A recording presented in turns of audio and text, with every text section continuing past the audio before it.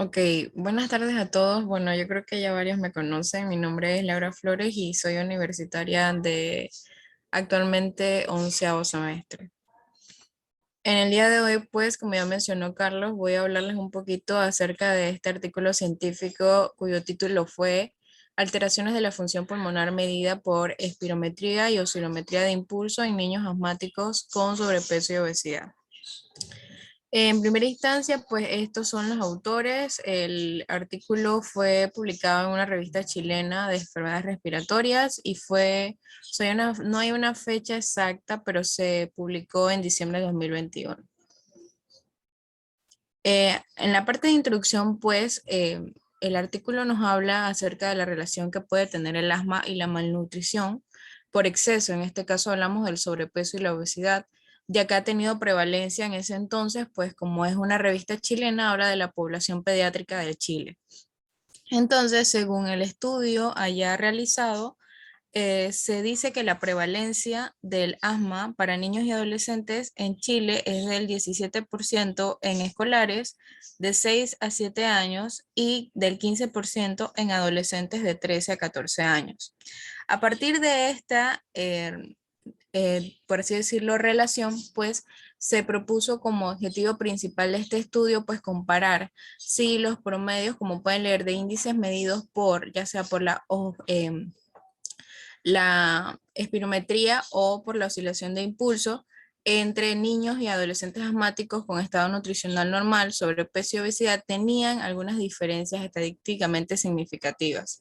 Entonces se reportó, gracias al Childhood Asthma Management Program, que tanto los incrementos en el índice de masa corporal como el volumen expiratorio forzado en el primer segundo y la capacidad vital forzada tenían una relación, pero en específicamente se puede leer acá abajo que el mayormente afectado es el volumen expiratorio forzado en el primer segundo que disminuía. Entonces, en ese caso se habló de un término que yo realmente no había escuchado antes, que ese era la disanapsis. Se establece como la alteración que se da en estos pacientes asmáticos por la alteración a nivel pulmonar, porque hay un crecimiento que no es congruente entre el volumen pulmonar, es decir, las bases pulmonares y el calibre de la vía aérea. Entonces, básicamente en este estudio, pues quieren realizar el estudio en pacientes, todos son pacientes asmáticos, pero las dos pruebas utilizadas ya las mencioné y en base a esos resultados se van a ver si hay alguna asociación, por así decirlo, ¿cómo se dice eso? Importante para poder utilizar estos datos y poder relacionarlos en otras poblaciones. En la parte del método de estudio, pues debemos saber que es un estudio analítico de corte transversal realizado en este laboratorio de función pulmonar de la Clínica de Condes, que se realizó entre septiembre del año 2018 y septiembre de 2020. ¿Cuáles fueron los sujetos utilizados? Pues fueron niños y adolescentes, como ya se mencionó, pues de 3 a 18 años con asma persistente. Todos tenían que tener su diagnóstico de asma. Se excluyeron aquellos niños pues que tenían alguna enfermedad pulmonar crónica, alguna cardiopatía o alguna inmunodeficiencia. Y también a pacientes que se catalogaron con riesgo de desnutrición o desnutridos. Pues es importante resaltar que el consentimiento informado se obtuvo por escrito de los padres o tutores y este estudio fue aprobado por el Comité de Ética de esa institución. En la parte de los datos estadísticos, pues resalté lo más importante, pues era la edad, el género, el peso y la talla. Y en la parte de la severidad del asma, como saben, hay una clasificación del asma. Esa se dio por parte de su pediatra como tal de cada niño según la clasificación de Gina. Y también se habló del tratamiento controlador de cada paciente que tenía en ese momento del estudio. Se evaluaron tres puntos que creo que son la parte más importante de este estudio, que fue la evaluación pulmonar, la evaluación nutricional y también la comparación de las características clínico-demográficas de los pacientes. En este caso, pues la evaluación pulmonar, como ya lo mencioné, se dio por medio del espirómetro y el oscilómetro de impulso. Ahí lo repetí la espirometría. Pero en este caso, ese oscilómetro de impulso lo utilizaron adicional a la espirometría porque según la literatura no suele utilizarse, incluso es como opcional, pues, porque siempre se utiliza lo que es la espirometría para el caso de estos pacientes pediátricos.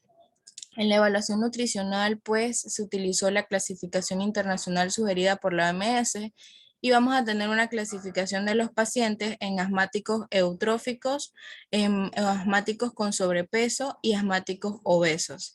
Eso que ven ahí que dice con Z-score de relación de peso y talla es lo que se clasifica según la desviación estándar. Bueno, yo no sé si todos aquí vieron pediatría, pero si recuerdan el peso y la, yo creo que no lo han dado. Pero bueno, la relación en los pacientes pediátricos de peso y talla se establece gracias a unas gráficas que detallan cuánto peso y qué talla tiene que tener el paciente, el peso que tiene que tener el paciente relacionado a la talla. Entonces, en base a esa relación se establece lo que es el Z-score.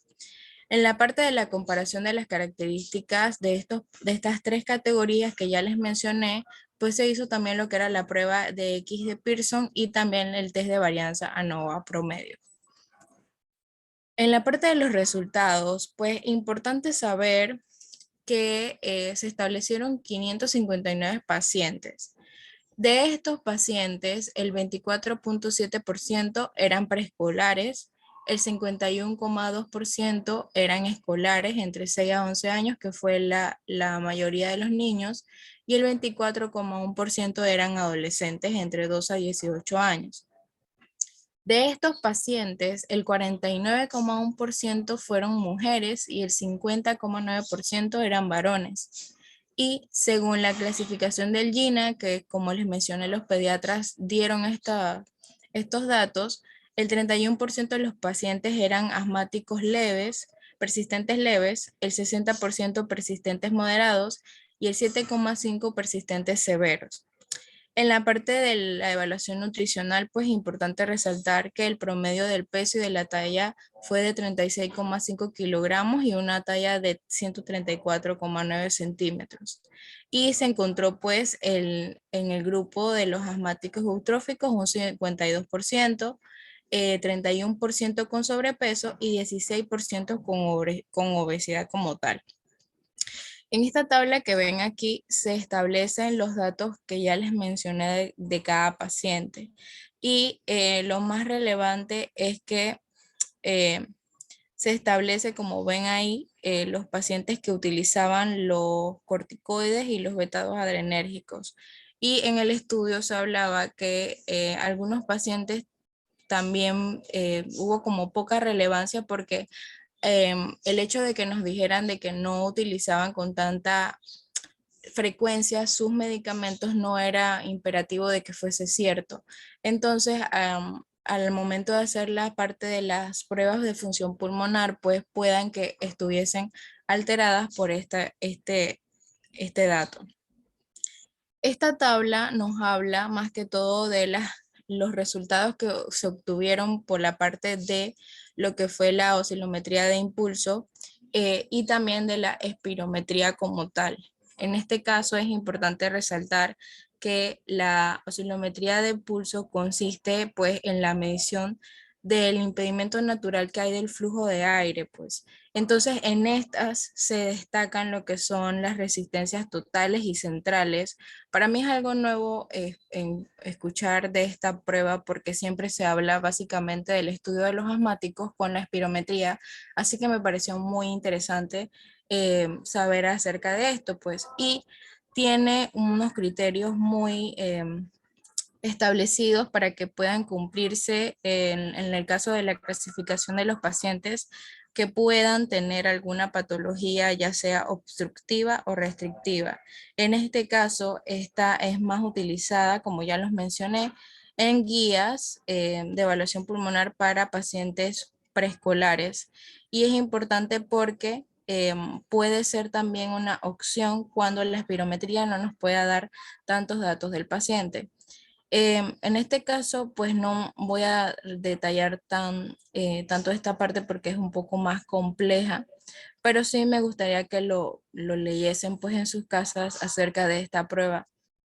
Y como ven abajo, donde dice respuesta broncodilatadora, pues no es más que la respuesta que tuvieron los pacientes al realizar las dos evaluaciones principales cuando se realizó una espirometría que se realizó, y en esta parte se desglosó para diferencia entre mujeres y hombres porque los datos fueron importantes al momento de llegar a las conclusiones.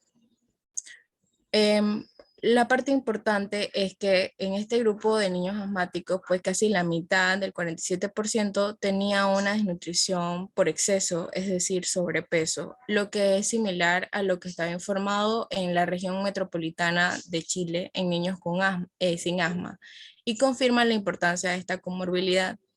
En este caso, pues los autores dijeron que los pacientes fueron en su mayoría preescolares y es decir que hay un inicio de asma muy temprano, lo que podría haber estado influenciado con el efecto del sobrepeso y la obesidad sobre su función pulmonar. También nos dice que los niños asmáticos con sobrepeso y obesidad pueden tener alteraciones de algunos índices espirométricos que orientan a la disanapsis que se mencionó anteriormente y de compromiso de la función de la ventilación pulmonar en la parte de lo que es la oscilometría de impulso, cuando se comparan con aquellos que mantienen un estado nutricional normal. Y también por último, que era lo que les mencionaba, es que encontramos alteraciones de la espirometría en varones que sugieren disanaxis, mayor respuesta broncodilatadora y alteraciones de la ventilación que no se presentó a diferencia en las mujeres. Con esto se puede mencionar que es necesario realizar monitoreo de la función pulmonar y el tratamiento del sobrepeso y la obesidad en el manejo del asma. Como bien sabemos, la prevalencia hoy día de una mala nutrición en pacientes pediátricos ha ido en aumento, ya que hay mucho desconocimiento por parte de las madres de cuándo iniciar lo que es la alimentación complementaria, de qué tipos de alimentos pueden estar utilizando para los niños.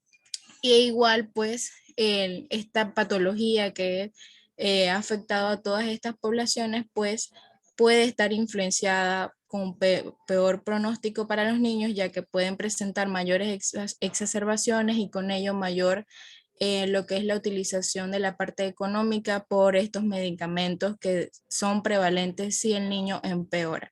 Entonces, en esta parte ellos recomendaban, pues, que siempre es importante en la parte médica dar estos consejos a los pacientes desde pequeños cuando empiezan a tener estas crisis, y también pues que a pesar de haber tenido buenos resultados en este estudio, ha sido un poco limitante porque la población de los pacientes fue muy poca y no nos puede ayudar a utilizarlos para otras poblaciones en generales pediátricas, pero sí se menciona en varias literaturas que sí hay influencia de el sobrepeso con la limitación y afectación de lo que es la función pulmonar normal de cualquier persona, tanto en pediátrico, que fue en este caso, pero también en los adultos.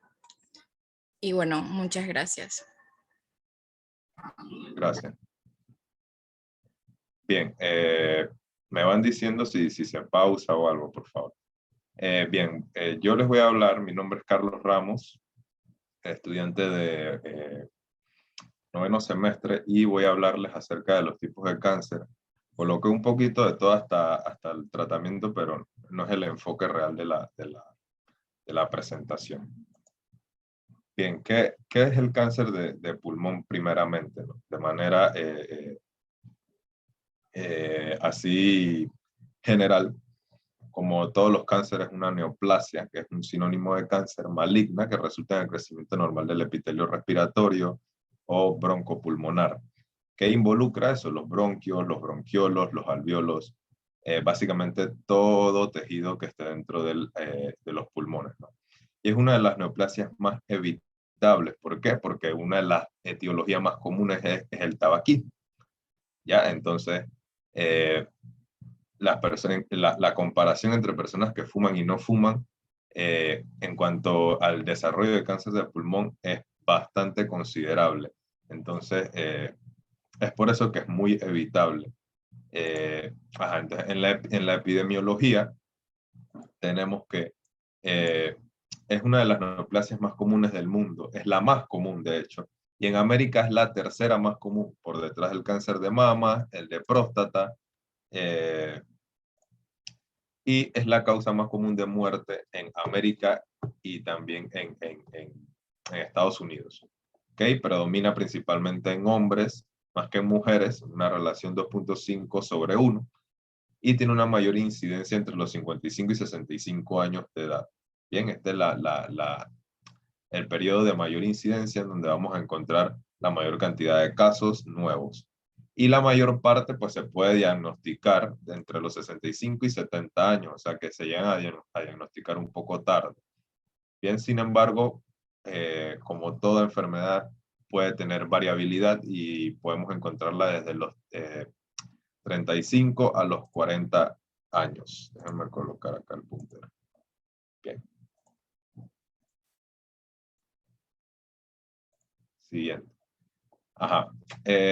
Los factores de riesgo, obviamente el más común es el tabaco, la exposición a todo lo que tenga que ver con el cigarrillo.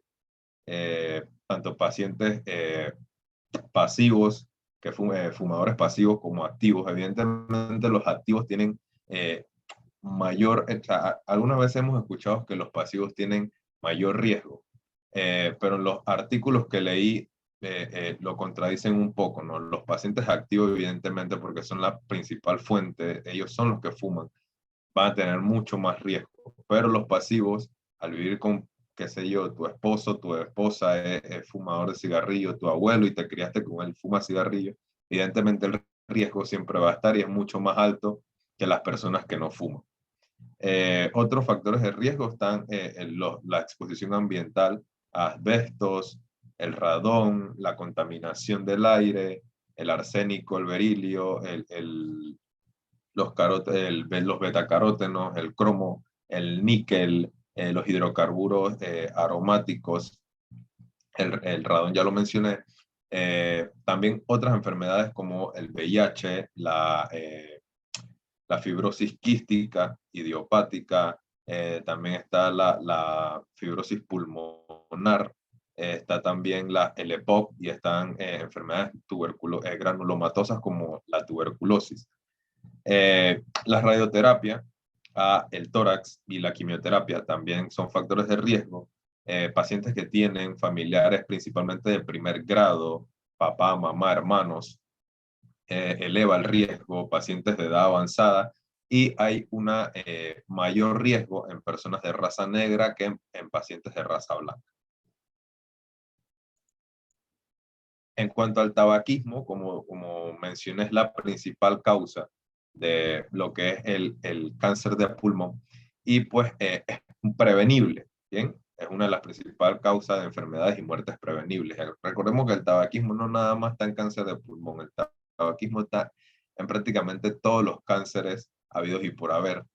Altera un sinnúmero aumenta un sinnúmero de citoquinas y de factores inflamatorios que pues inducen patologías. El incremento es de 10 veces en las personas que fuman, es de 10 veces o más el riesgo de presentar cáncer de pulmón sobre una persona que nunca ha fumado cigarrillo en su vida. Bien, y las personas que llegan a interrumpirlo, bien, que cesan el consumo de tabaco antes de llegar a la edad media de su existencia, o sea, de vida, puede anular más del 90% del riesgo de desarrollar cáncer atribuible al tabaco. No quiere decir que no lo van a desarrollar, porque sí se puede y siguen teniendo, a pesar de haber dejado de fumar, siguen teniendo un alto riesgo en comparación con los que nunca han fumado, pero el riesgo disminuye considerablemente y hay que tomarlo en cuenta siempre que tengamos un paciente que fuma. En cuanto a América, vemos aquí todos los países y los índices de tabaquismo. Panamá en el 2016, que es la fuente en la que encontré esto, Panamá se encuentra en el 148 y tiene una tasa de tabaquismo de 6.2.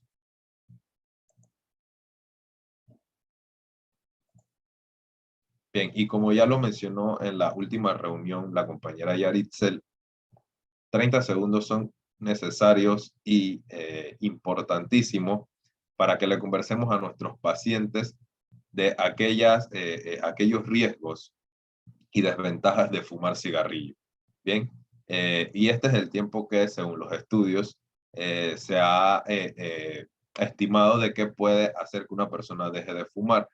Y bueno, esa es la importancia, ¿no? De que en cualquier momento que tengamos a alguien que fume, un familiar o un paciente, sepamos cómo hablarle de este tema y tratar de que entre en conciencia, ¿no? Porque hay muchas veces que, bueno, por lo menos yo, que tal vez salgo aquí en mi barriada y he visto que hoy en día fumar cigarrillos es algo tan normal como hacer cualquier otra actividad y creo que puede que el consumo de cigarrillo actualmente haya incrementado un poco.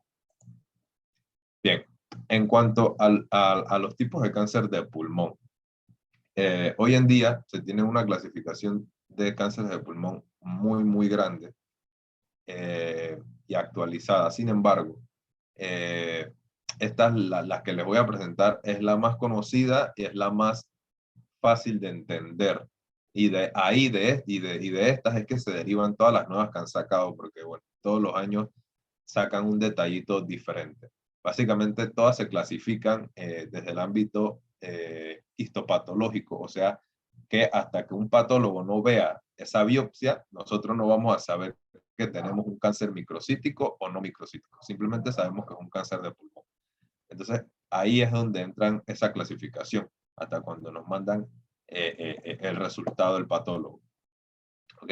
Básicamente, el cáncer de pulmón va a iniciar como una lesión en las mucosas pequeñas, la cual puede tener patrones de crecimiento diferentes. Bien, entonces, de ahí algunas pueden tener un crecimiento intraluminal y invadir o infiltrarse al tejido conectivo peribronquial, otras pueden tener tener un crecimiento también intraluminal, pero ser tan grandes que pueden o crecer en el mismo tejido pulmonar y invadir tejidos adyacentes a los pulmones. En el primer caso que tenemos aquí es el cáncer pulmonar microcítico, bien, que es el 20% de los casos de cáncer de pulmón. Consiste en que en células pequeñas, de ahí viene su nombre microcítico, ovaladas, con citoplasma escaso, tienen un borde celular mal definido, tienen una cromatina nuclear que está levemente granulosa, tienen un núcleo que puede ser visible o no, y tienen presencia de gránulos neurosecretores. Bien, estos gránulos neurosecretores es lo que permite que se diferencien de los cánceres pulmonares no microcíticos. ¿Por qué? Porque secretan marcadores que podemos buscar en sangre, neuroendocrinos, que incluyen el CD56, la molécula de adhesión de células neurales, la sidaptofisina y la cromogranina. Bien, estas moléculas las podemos buscar y nos pueden diferenciar entre un microcítico y no microcítico en el caso de que no esperemos el resultado del patólogo, ¿no? Pero evidentemente en el sistema público hay que tener más conciencia con las cosas que se piden, no se piden cosas porque me da la gana de pedirlas, ¿no? Entonces hay un fuerte vínculo con el tabaquismo en este tipo de cáncer, en el microcítico. Esto no va a aparecer en alguien que no haya fumado o que haya dejado de fumar. Generalmente el paciente actualmente está fumando y es tan agresivo y se infiltra tan rápido a otras partes del cuerpo que al momento del diagnóstico generalmente hay metástasis, principalmente metástasis al cerebro. ¿Ya? Entonces, esta metástasis al cerebro generalmente es la primera manifestación que nos va a indicar a nosotros que ese paciente tiene un cáncer de pulmón. O sea, por ahí puede iniciar el indicio, ¿no? Vemos una metástasis en el cerebro, mandamos a hacer una radiografía de tórax, vemos algo raro y podemos sospechar de él. Entonces, además está relacionado con síndromes paraneoplásicos, como la mayoría de los cánceres de todas partes tienen síndromes paraneoplásicos. En este caso está relacionado con el síndrome de insuficiencia, no, el síndrome de secreción inadecuada de ADH o de vasopresina, el síndrome de Cushing relacionado con producción ectópica de hormona adrenocorticotrópica y el síndrome de Eaton-Lambert de trastorno neuromuscular. Y básicamente en la muestra histológica se van a ver estas células pequeñitas en las cuales prácticamente ¿cómo les digo? El citoplasma y el núcleo van a ser van a ocupar, el núcleo ocupa gran parte del citoplasma. Igual el citoplasma no es muy grande y la misma célula se ven muchas células pequeñitas juntas. Bien, ahora la siguiente clasificación son los no microcíticos. Acá tenemos a tres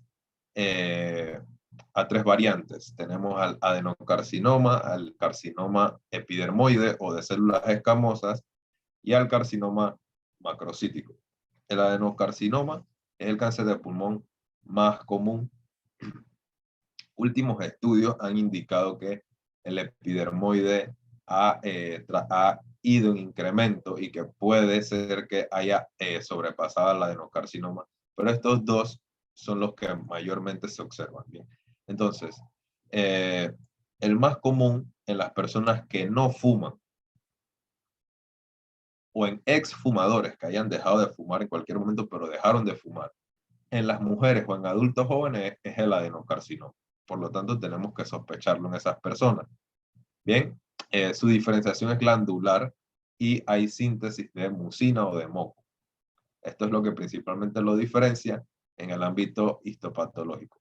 Se origina de tejidos bronquiolares o de alvéolos del pulmón, por lo tanto lo vamos a tener generalmente en la periferia del pulmón. Y está relacionado en ocasiones con áreas de cicatrización como quedaron de algún infarto previo, cuerpo extraño, metálico, heridas o infecciones granulomatosas como la tuberculosis. Bien, en el carcinoma epidermoide está también relacionado con consumo intenso de tabaco, como el microcítico que vimos anteriormente. Estos dos son los que están muy relacionados con el tabaquismo. Y se frecuenta mayormente, y es más frecuente, perdón, en varones. Las células son planas y muestran queratinización, de ahí su nombre epidermoide o carcinoma de células escamosas. Entonces hay formaciones de puentes intercelulares o ambos. Tienden a originarse en los bronquios centrales.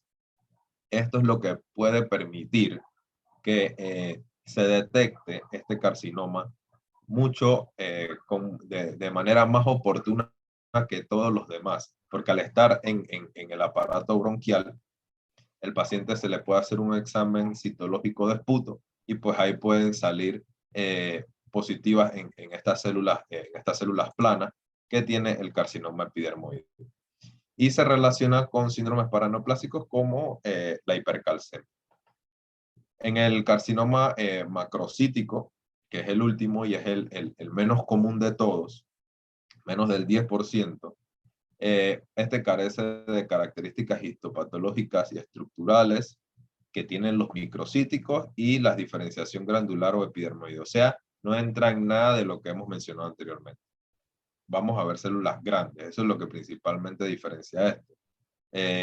Y tiende a presentarse en la periferia, igual que el adenocarcinoma, y tiene mal pronóstico.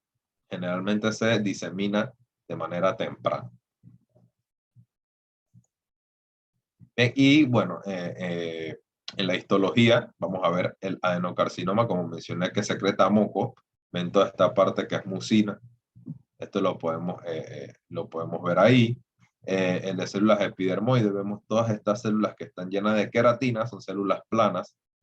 Tenemos al carcinoma macrocítico, que son células mucho más grandes y se ve la diferencia entre el citoplasma y el núcleo.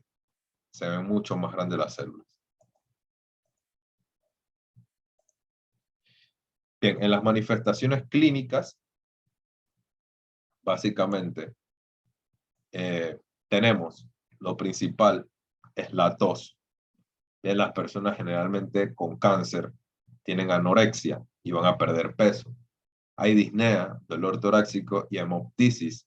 También es un indicio que debemos tener en cuenta. Todo paciente que tenga tos y hemoptisis, pues hay que sospechar de cáncer también. Puede haber dolor óseo, bien, debido a los síndromes paraneoplásicos. Hay hipocratismo digital o dedos en palillo de tambor o acropaquia. Hay fiebre. Los pacientes pueden tener fiebre, debilidad, disfagia, sibilancias o estridores.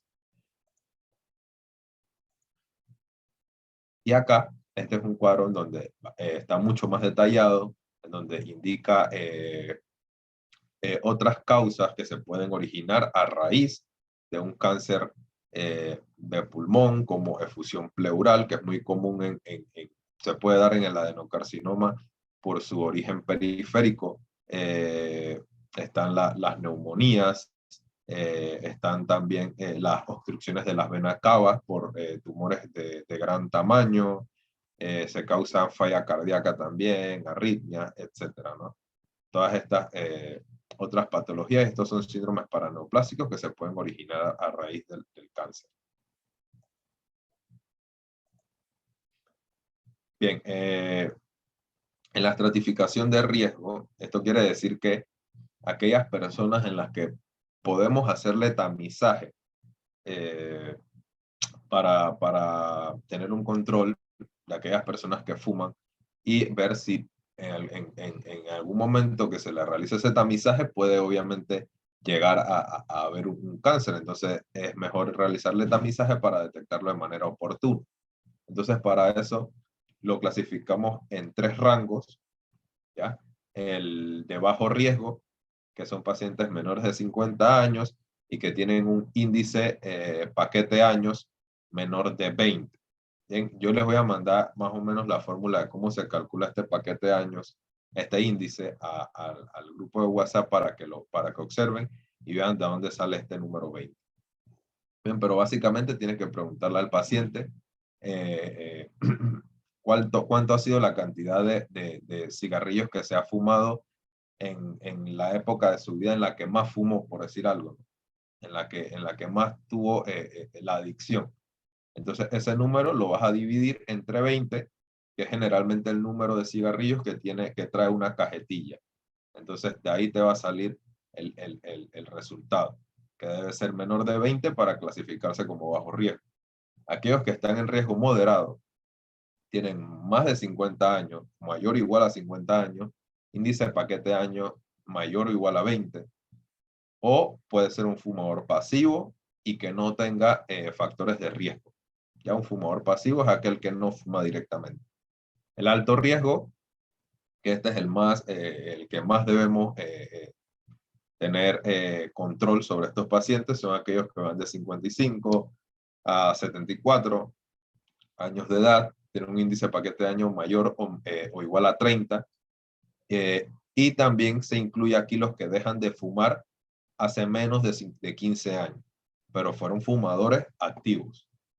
Bien, y lo otro que se puede considerar es que sean mayores de 50, tengan un índice de paquete de años mayor a 20 y un factor de riesgo adicional como aquellos que están aquí y los que le mencioné ya anteriormente. Bien, entonces, estos pacientes, tanto en el moderado como en el alto, hay que hacerle tamizaje con una tomografía computarizada de baja dosis anualmente hasta los 80 años. Luego de los 80 años es muy poco probable que el paciente, a pesar de haber sido fumador, desarrolle un cáncer. Se puede dar, pero el riesgo baja significativamente. En el algoritmo diagnóstico tenemos, porque sospechamos un cáncer pulmonar, podemos mandar una radiografía de tórax, evidentemente, y también podemos mandar una tomografía computarizada para mayor detalle de lo que queremos ver. La tomografía computarizada, las resonancias y los ultrasonidos se mandan para localizar las lesiones y evaluar el grado de la enfermedad. Luego, para evaluar el estudio patológico de querer clasificar en microcítico, no microcítico, adenocarcinoma, epidermoide o macrocítico, realizamos, si está en la región central, realizamos una broncoscopía. Si está periférico, podemos realizar una biopsia con punción transtorácica por tomografía computarizada también. También se pueden mandar estudios citológicos del esputo o lavado bronquial, principalmente en el carcinoma epidermoide. En los estudios de extensión, para saber si el paciente ya tiene metástasis y a qué lugares se ha extendido esa neoplasia, entonces realizamos el PET, bien, que es básicamente, bueno, no recuerdo qué era el PET, solo me acuerdo que es una tomografía computarizada por emisión de positrones, creo que es. Y bueno, básicamente con esto evaluamos la afectación metastásica. En los pacientes que tienen carcinoma pulmonar microcítico, se le debe hacer también una tomografía o resonancia de cráneo, porque hay que evaluar la metástasis cerebral en estos pacientes, porque, como les mencioné, generalmente al diagnóstico ya hicieron metástasis, y principalmente al cerebro. Y bien, esto es básicamente unas tomografías de cómo observaremos lo que es el parenquima pulmonar. Acá vemos un nódulo que tiene morfología muy irregular. Tiene aquí, como se observa, una cola pleural, o sea, una extensión hasta la pleura. Y esto puede causar la fusión pleural o que el cáncer se disemine a la pleura. Bien. Y bueno, acá estos ya tienen, se observan de mayor tamaño, ¿no? Con bordes espiculados. Y también le mencionan, esto también se llama corona radiada. Y bueno, acá observamos un cáncer de mucho mayor tamaño, mucha mayor extensión y muy irregular. Y con derrame pleural, como se observa aquí. Acá, pues en una radiografía de tórax, como podemos ver un nódulo con una radiopacidad en comparación con el resto del pulmón. Y podemos sospecharlo, ¿no? Un nódulo, tenemos que evaluar el tamaño del nódulo y luego saber realizar el resto de las pruebas para saber si es maligno o no. Y pues acá también observamos una tomografía con cola pleural aquí. Bien, el sistema de estadificación internacional, TNM, que es el que se utiliza para todos los cánceres habidos y por haber, en este caso se utiliza más para los carcinomas, para los cánceres pulmonares no microcíticos, para el adenocarcinoma, el epidermoide y el macrocítico. ¿Por qué no para el microcítico? Porque el microcítico generalmente lo vamos a diagnosticar en metástasis. Bien, porque inicialmente él demora mucho en manifestar síntomas. Entonces, como lo vamos a encontrar en metástasis, ya lo vamos a encontrar en un estado mucho más avanzado. Entonces, básicamente, la T es el tamaño del tumor y vamos viendo el tamaño del tumor y lo vamos clasificando mediante este sistema. Luego tenemos las N, que son los nódulos, los ganglios linfáticos que estén afectados o no, o que tengan metástasis, bien, los regionales o los que estén en el mediastino, y los vamos clasificando también mediante este sistema. Y por último tenemos si hay metástasis a distancia o no, bien. Y bueno, entonces, en base, y para eso utilizamos las M. Entonces, en base a la clasificación que se hizo, si tuvo un T1A y un N0, pues está en un estadio 1. Por lo tanto, este paciente es muy probable que ese tumor que tenga sea resecable y sea una cirugía y pueda solucionarse el asunto ahí. Pero si ya tenemos uno en 3 o 4, 4A, 4B, generalmente este paciente no va a servir de nada que le hagamos una cirugía porque ya hay metástasis. Entonces, básicamente para eso sirve esta clasificación. Y en el tratamiento, pues la tasa de supervivencia a 5 años en varones con cáncer pulmonar es de 6 a 14%, y en las mujeres esa supervivencia a 5 años es de 7 a 18%. A grosso modo, porque les mencioné que la charla no era tanto de tratamiento, si no hubiera profundizado aquí, y esto es un montón también, para el no microcítico, como es un poco menos maligno, o sea, todos son malignos, pero la agresividad es menor, es posible que lo encontremos en un estadio 1 o 2 y podamos hacer cirugía. También se puede hacer de manera combinada radioterapia y quimioterapia. En el microcítico, vamos de una vez con quimioterapia y radioterapia, y quimioterapia y radiación, perdón, y si vemos que hay metástasis cerebral, hacemos radiación craneal profiláctica. O si no lo hay, evidentemente para evitarla, ¿no? Por eso es profiláctica. Y si utilizamos la clasificación que les mencioné del sistema TNM, vemos entonces que los que van del 1A al 1B están en el estadio 1, hacemos cirugía. Estadio 2, 2A a 2B, hacemos cirugía. Del 3A al 3B, cirugía más quimioterapia. Y ya los que están en el estadio 4, solo hacemos quimioterapia, radioterapia paliativa, para disminuir la sintomatología en el paciente. Entonces, estas son mis bibliografías y sería todo de mi parte. Muchas gracias. Chicos, yo les voy a hablar acerca del nódulo pulmonar solitario y la importancia que tiene para nosotros saber diferenciar de una neoplasia.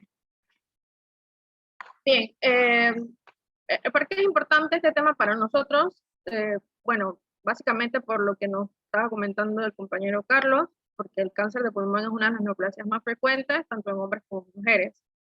Se dice que un nódulo pulmonar solitario es una opacidad redondeada u ovalada que mide menos de 3 centímetros. Se habla que tenemos un nódulo pulmonar solitario cuando lo vemos en una radiografía, por lo general, en ausencia de adenopatías biliares, que el paciente no tenga una infección concomitante, por ejemplo, un proceso neumónico, que no haya atelectasia asociada ni haya derrame pleural. Y lo que les mencioné es que la importancia de todo es diferenciar entre un nódulo benigno versus un nódulo maligno. En cuanto a la etiología, todo esto, ¿por qué una persona puede presentar un nódulo pulmonar solitario? Ya sea por la edad, como les había mencionado, a veces antecedentes infecciosos como tuberculosis, aspergilosis, que forman cavitaciones, las exposiciones ambientales, pacientes que se exponen al asbesto, el tabaquismo y antecedentes de cáncer de pulmón o cáncer extrapulmonar. En cuanto a los factores predictores de malignidad, son varios factores, pero les voy a presentar los tres más importantes o los tres principales. El primero de ellos es la edad. Se dice que la incidencia de cáncer de pulmón se incrementa progresivamente a partir de los 40 años y hasta los 80 años. Y esto se puede evidenciar en la práctica clínica, ya que los pacientes se les hace un screening con una tomografía a baja dosis, pero este screening después de los 80 años ya no se hace. Si vemos un nódulo, un paciente de menos de 45 años, dice que este tiene un riesgo bajo de malignidad. Entre 45 a los 60 años tiene un riesgo intermedio de malignidad, y si vemos nódulos en pacientes mayores de 60 años, tiene un riesgo alto. En cuanto al tabaquismo, el riesgo de cáncer aumenta en pacientes que tienen historia de tabaquismo, y este es directamente proporcional al número de paquetes consumidos por año. Si bien ya nos había mencionado Carlos sobre el índice paquete año, acá les coloqué la fórmula, que es sumamente importante conocerla, que es el índice IPA. Es el número de cigarrillos fumados por día por el número de años que lleva el paciente fumando, entre 20, que 20 es el número de cigarrillos que tiene un paquete de estos, pues. Entonces, Si nuestro IPA es menor de 20, se dice que el paciente tiene un riesgo leve. Si tiene un riesgo moderado, si tiene un IPA de 21 a 40, y si tiene un IPA mayor de 41 es un riesgo alto. En algunas literaturas van a encontrar que todo IPA arriba de 20 ya se considera un riesgo alto. O sea, dejar de fumar se sabe que reduce el riesgo. En cualquier momento de la vida de la persona hay una reducción del riesgo si deja de fumar, pero nunca se equipara con el riesgo promedio que tienen los individuos que nunca han fumado. En cuanto a los antecedentes de cáncer, es raro que un nódulo pulmonar solitario sea maligno o metastásico si el paciente nunca ha tenido un antecedente de cáncer. Se ve más la malignidad en pacientes que hayan tenido un antecedente de cáncer, de carcinoma pulmonar previo, en pacientes que tienen fibrosis pulmonar por exposición al asbesto, y en aquellos pacientes que han tenido cáncer extrapulmonar. Se dice que los melanomas y el cáncer testicular aumentan 2.5 veces la probabilidad de que la lesión sea secundaria, o sea, que no sea un cáncer primitivo. Bien, en cuanto a la clasificación del nódulo pulmonar, vamos a tener esta clasificación morfológica. Tenemos dos tipos, el nódulo que es sólido y el nódulo que es subsólido. Como vemos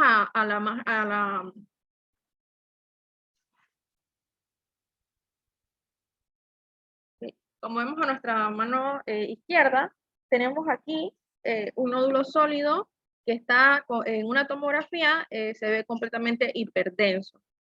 Tenemos el nódulo que es subsólido, tenemos uno que no es sólido completamente, es este que vemos acá, que se ve casi en la periferia, y se ve que no está tan hiperdenso, pero tampoco está tan hipodenso. Entonces, o tiene áreas de baja atenuación, ¿no?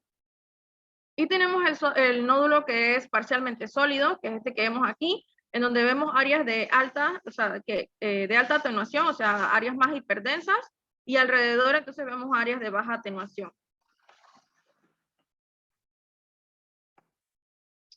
Bien, en cuanto a los métodos de diagnóstico, es importante, o sea, el diagnóstico, lo primero para el diagnóstico es los criterios de benignidad y malignidad. Y estos nos van a orientar a la conducta que debemos seguir en uno u otro paciente. Lo más importante aquí con los métodos de diagnóstico es evitar intervenciones injustificadas. O sea, si nos llega un paciente y vemos por lo general estos nódulos son incidentales, o sea, el paciente se hizo una radiografía por cualquier cosa, o sea, por otra cosa, y cuando ves la radiografía ves el nódulo. O sea, es algo que no fue un hallazgo incidental. Entonces, no a todos los pacientes que tienen un nódulo, que vemos un nódulo en una radiografía, le vamos a mandar una biopsia, por ejemplo. O sea, muchas veces este manejo se hace de forma individualizada. Bien, la radiografía convencional se dice que se detectan nódulos pulmonares solitarios en 1 de cada 500 radiografías de tórax. Esta realmente es un porcentaje bastante alto. Y lo malo de la radiografía convencional es que no es un método diagnóstico muy sensible, porque solo se detectan los nódulos que superan los 9 milímetros de diámetro. Si son nódulos mucho más pequeños, por lo general no los vamos a ver aquí. Tiene muchos falsos negativos porque hay superposición de estructuras. Por ejemplo, puede ser que, no sé, una costilla o que haya artefactos. Y siempre se debe realizar la comparación con radiografías anteriores. Si esta connotación es importante porque siempre que vamos a un paciente con un hallazgo incidental de un nódulo pulmonar solitario, tenemos que preguntarle si tiene radiografías anteriores o buscar en el sistema si tiene radiografías anteriores y compararlas con estas radiografías, ya sea para ver si ha crecido, para ver si estaba antes y para ver si ha cambiado de morfología. Es lo primero que se tiene que hacer, siempre comparar con radiografías anteriores. Bien, entonces acá les dejo algunas imágenes de nódulos pulmonares solitarios que se pueden ver en radiografía. Aquí a la mano izquierda vemos un nódulo pulmonar bastante pequeño. Acá a la mano derecha, en la parte superior, un nódulo pulmonar que no se ve del todo, se dice radiopaco. Y acá un nódulo pulmonar en la parte de abajo que muy bien se podría comparar, muy bien se podría confundir con una adenopatía ileal. Bien, la tomografía computarizada.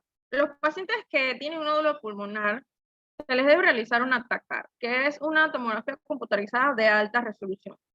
¿Para qué? Para determinar si es una lesión única, si hay adenopatías o si hay nódulos satélites. Y es mucho más sensible que una radiografía de tórax. Y ver las características de la imagen que van a orientar hacia una naturaleza benigna o maligna. Acá podemos ver, por ejemplo,